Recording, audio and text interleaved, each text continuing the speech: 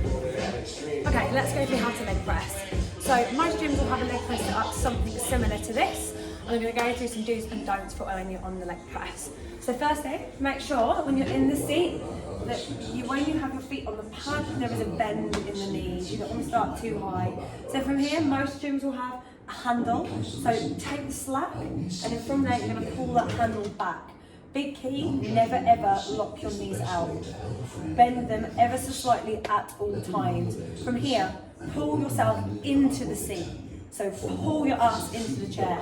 Slowly bend those knees down to the chest and then drive away and keep that slight bend in the knees. Something else to watch out for. Check you don't bend your knees so much that your bum rolls off. So what you want to check here, it's called a butt wink.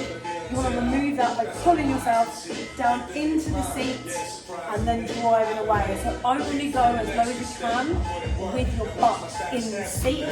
Please note, it's nice and controlled, slide all the way down. So 3, 2, 1, drive away.